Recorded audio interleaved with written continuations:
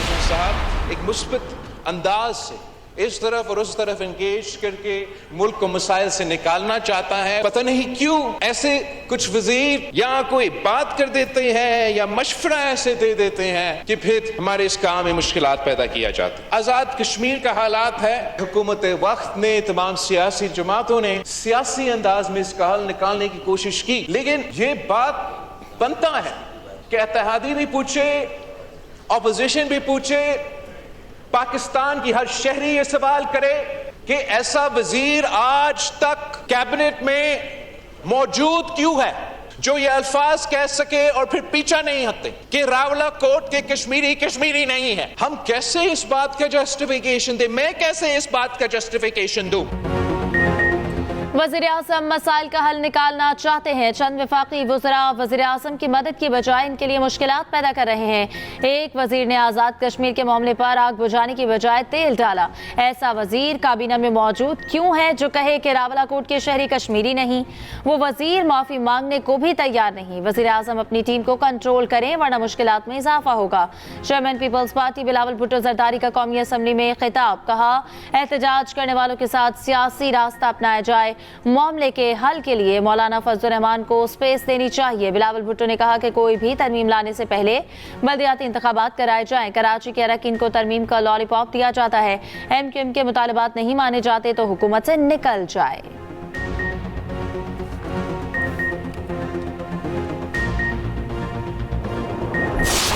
छह रुकनी कमेटी से मुतल्लक जो है ये तय किया गया कि ये कमेटी जो है वो इसके मुतल्लक जो है वो अपनी सिफारशात जो है वो आज़ाद कश्मीर गवर्नमेंट को जो है वो पेश करेगी। उन्होंने अक्टूबर 2025 से ऑनवर्ड उन्होंने उस कमेटी का बाइकआउट किया, उस कमेटी में शामिल होने बात करने से इनकार किया और अब जनवरी 2026 में जबकि उनको ये मालूम था कि जुलाई में आज़ाद कश्मीर में इलेक्शन होने हैं, उन्होंने 9 जून की कॉल दे दी कि हम उस दिन जो है वो लॉन्ग मार्च करेंगे और उसका मकसद यही था कि आज़ाद कश्मीर में जो है वो इलेक्शन को जो है वो रोका जाए।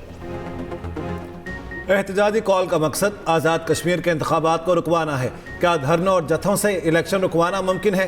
मुजाहिरीन रावलाकोट में धरना दिए बैठे हैं, बाकी कहीं कोई एहतजाज नहीं।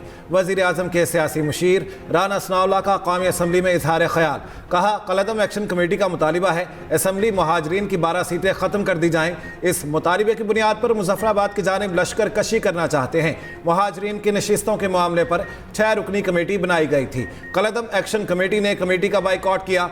मौलाना सालिसी के लिए जो किरदार अदा करें हुकूमत खैर मकदम करेगी।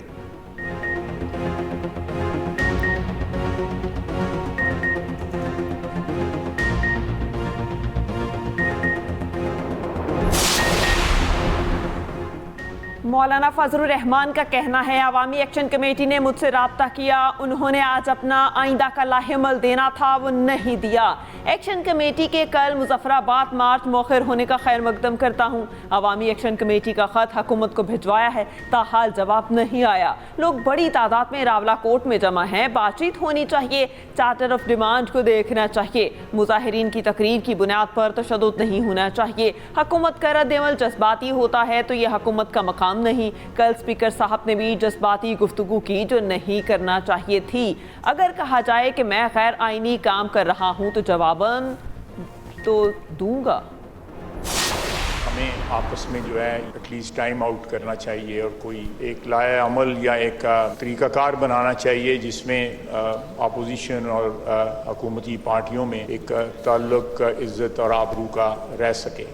आए माजी को वो भी करेक्ट करें, हम भी अपने माजी को करेक्ट कर लें, हमसे भी गलतियां हुई हुई हैं। चार्टर ऑफ डेमोक्रेसी को जो है वो साइन करें, जो मिसाक जमहूरियत है उसको साइन करें और मिसाक जमहूरियत में अगर कोई इम्प्रूवमेंट की ज़रूरत है, किसी ऐसी चीज़ की ज़रूरत है जो उस वक्त नहीं हो सकी थी या पिछले 2, 4, 5 साल के अंदर वो सामने आई है, उसको इसमें इंक्लूड करें और उसके ऊपर अमल करें।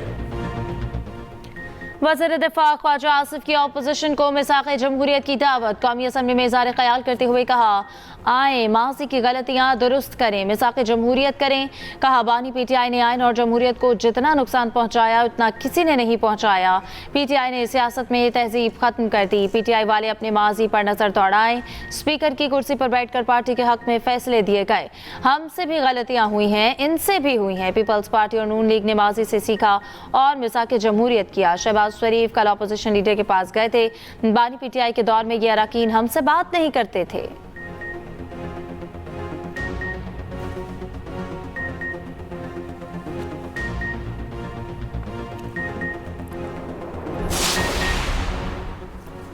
चेयरमैन PTI बैरिस्टर गौहर का कहना था, कहा गया हमारी पार्टी में जमहूरियत नहीं, मैं PTI का चेयरमैन हूं, बानी का रिश्तेदार नहीं। बानी PTI का कोई रिश्तेदार किसी ऐवान में नहीं। अपोजिशन लीडर महमूद खान अचकजई ने स्पीकर से कहा है कि कल आपने उनकी बातों का जवाब दिया। आप स्पीकर हैं, आपने हमारी बातों का जवाब नहीं देना होता। मैंने चमन में तकरीर पश्तो ज़ुबान में की। मैंने कहा, यहाँ ना कोई कानून है ना अदालत है, जो करना है खुद करना है। अदालतों से पीछे हटो और खुद पंचायतों के जरिए फैसले करो। हुकूमत गरीबों का काम करेगी तो सपोर्ट करेंगे, आप गोलियां मारेंगे, जेलों में डालेंगे तो मुखालिफत करेंगे।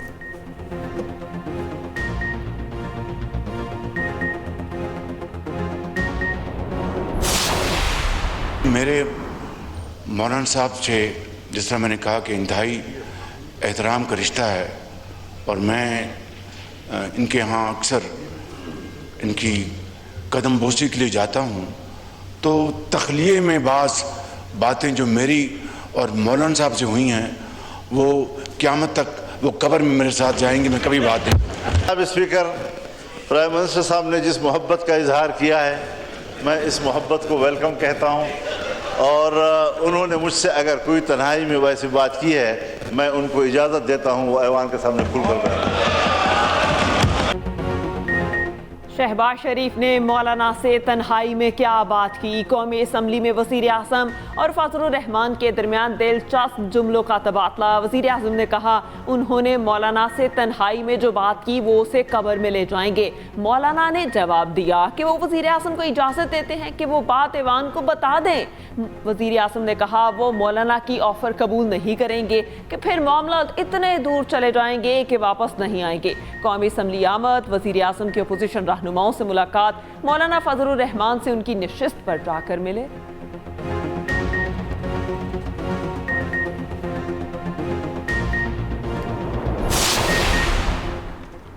पाकिस्तान की कोशिशों से ईरान अमेरिका जंगबंदी मुमकिन हुई। 47 साल बाद ईरान अमेरिका बराह रास्त मुज़ाकरात हुए। इस्लामाबाद में मुज़ाकरात की 21 घंटे की तवील नशिस्त हुई।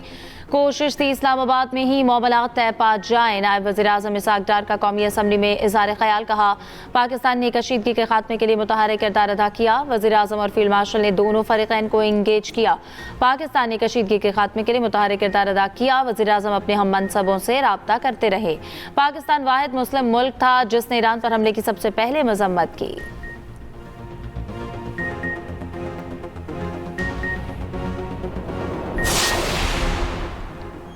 ईरानी सदर मसूद पज़ेश्कियान की मुस्लिम ममालिक को एक मुश्तरका हिकमत अमली और बाहमी ताउन पर मबनी इत्तेहाद कायम करने की पेशकश। ईरान इस्लामी ममालिक बशमौल पाकिस्तान, कतर, सऊदी अरब, मिस्र और तुर्की की तरफ दोस्ती का हाथ बढ़ाता है। मुश्तरका चैलेंजेस का मुकाबला करने के लिए उम्मत इस्लामी का इत्तेहाद और यकजहती ज़रूरी है, जिसका मकसद बाहमी अफ़हाम व तफ़हीम को फ़रोग देना और नई इलाकाई सलामती के ढांचे की बुनियाद रखना है। ईरानी सदर ने कहा, ईरान के पास मिसाइल अपने दिफा के लिए हैं। ईरान के पास मिसाइल ना होते तो इसराइल और अमरीका गाज़ा की तरह ईरान को भी कुचल डालते। हम अपनी दिफाई सलाहियतों पर कभी किसी से मुज़ाकरात नहीं करेंगे। वज़ीर आज़म शहबाज शरीफ ने कहा, दूसरे ममालिक बैलिस्टिक मिसाइल रख सकते हैं तो ईरान क्यों नहीं? ईरान को भी अपने दिफा का हक हासिल है। बैलिस्टिक मिसाइल के हवाले से दोहरा मेयार नहीं होना चाहिए।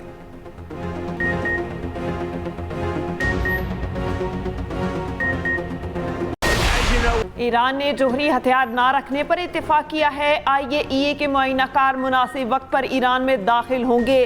अमरीकी सदर ट्रंप कहते हैं कि ईरान ने रियायतें दी, इसीलिए अपना हुर्मुज़ खोली, तेहरान के साथ मुनसिफाना डील की कोशिश कर रहे हैं। अमरीकी सदर की ईरान जंग के खात्मे का मुतालबा करने वाली करारदाद पर तनकीद। करारदाद बेवुक़्क़त और बेमायनी करार दी। कहा, मैंने ईरान को घुटनों पर ला खड़ा किया और वो गिरने ही वाला है। सेनेटर्स ने मेरा काम मुश्किल बना दिया, ये काम किसी ना किसी तरह मुकम्मल कर लूँगा। मैं हमेशा काम मुकम्मल करता हूँ।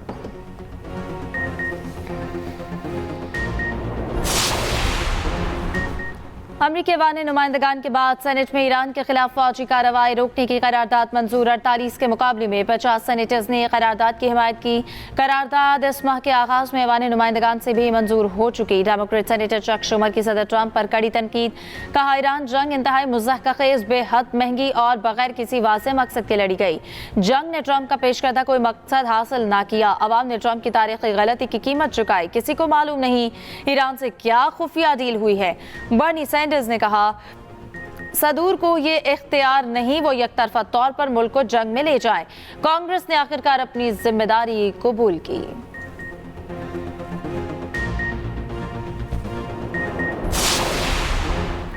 ईरान अमेरिका तकनीकी मुज़ाकरात आइंदा हफ्ते दोबारा होंगे। पाकिस्तान का वफ़द भी तकनीकी मुज़ाकरात में शरीक होगा। मुज़ाकरात जारी हैं और यही मस्बत नतीजा है। बतौर सालिस पाकिस्तान और कतर की तकनीकी टीम मज़ीद पेशरफ्त के लिए फ्रीकैन से राब्ते में है। तर्जुमान दफ्तर खारिजा ताहिर इंदिराबी की हफ्तावार ब्रीफिंग। कहा, मुज़ाकरात और डायलॉग पर यकीन रखते हैं। आलमी बरादरी का पाकिस्तान पर एतमाद बढ़ा है।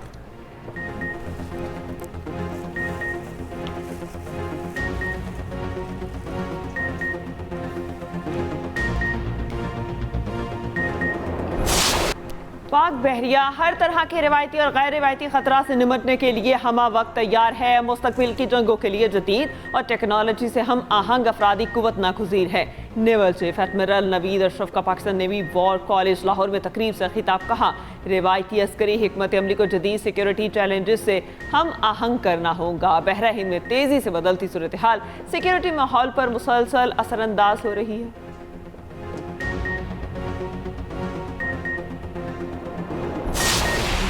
पाकिस्तान को अल्लाह ताला ने कितनी सक्सेस दी है, जो बुनियाद मरसूस है वो हमने अपने दुश्मन के ख़िलाफ़ अल्लाह ताला ने उस जंग में हमें बहुत बड़ी फ़तह दी।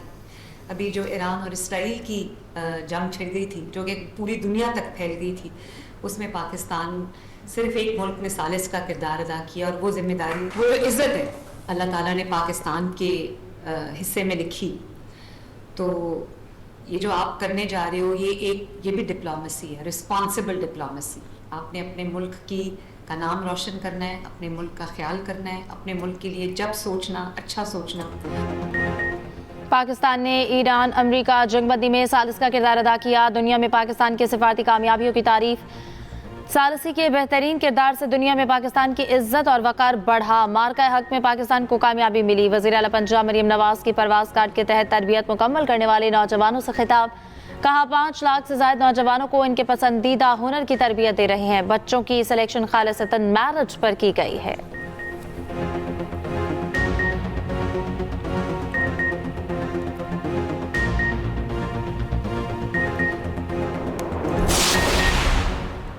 सरगोदा में बच्ची से ज्यादती और कत्ल का मरकजी मुलजिम मुकाबले में हलाक। सीसीडी के मुताबिक मुलजिम अरसलान को आला कत्ल की बरामदगी के लिए ले जाया जा रहा था।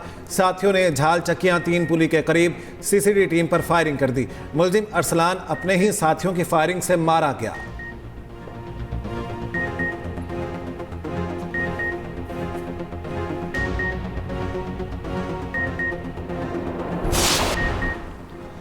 शहदाए करबला की याद में मुल्क भर में मजालिस और जुलूसों का इनेकाद। लाहौर में मरकजी जुलूस मोरी गेट से बरामद। अज़ादारों की बड़ी तादाद शरीक। सिक्योरिटी के सख्त इंतजामात। कराची में आज मुहर्रम उल हराम का जुलूस निश्तर पार्क से बरामद। सदर रीगल चौक और एतराफ का इलाका सील। जुलूस के रूट पर गलियां और दुकानें बंद।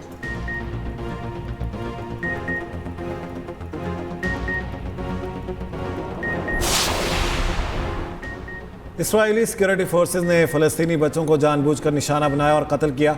अक़वाम मुत्तहिदा के आज़ाद बैनुल-अक़वामी तहक़ीक़ाती कमीशन की रिपोर्ट में तस्दीक। रिपोर्ट में कहा गया, इसराइली फोर्सेज ने ड्रोन्स और स्नाइपर का इस्तेमाल करते हुए बच्चों को बराह रास्त निशाना बनाया। बच्चों को दानिस्ता निशाना बनाना सोची समझी हिकमत अमली और नस्ल कुशी का हिस्सा है। ये कार्रवाइयाँ जंगी जुराइम और इंसानियत के खिलाफ जुराइम के ज़ुमरे में आती हैं। फ़लस्तीनी वज़ारत ख़ारिजा ने मुतालिबा किया है कि फ़लस्तीनी बच्चों को दानिस्ता निशाना बनाने पर आलमी बरादरी इसराइल को जवाबदेह ठहराए।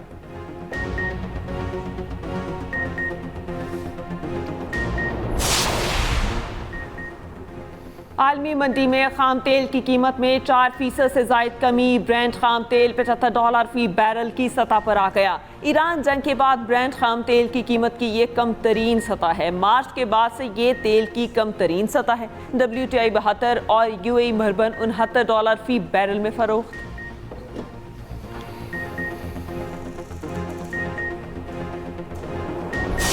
फीफा वर्ल्ड कप में पुर्तगाल ने उज़्बेकिस्तान को 5-0 से हरा दिया। स्टार फुटबॉलर क्रिस्टियानो रोनाल्डो ने 2 गोल किए। रोनाल्डो 6 मुख्तलिफ वर्ल्ड कप में गोल करने वाले पहले खिलाड़ी बन गए। वर्ल्ड कप की तारीख के दूसरे मौमर तरीन गोल स्कोरर भी बन गए। इंग्लैंड और घाना का मैच ड्रॉ हो गया, कोई टीम गोल ना कर सकी। क्रोएशिया ने पनामा को 1-0 से हराकर इवेंट से बाहर कर दिया। कोलंबिया ने कांगो को 1-0 से शिकस्त दे दी।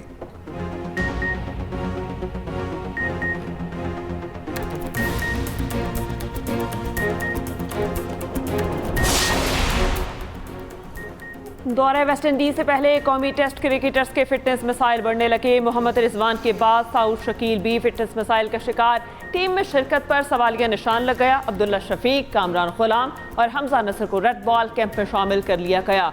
शासेब खान वाइट बॉल कैंप में तलब।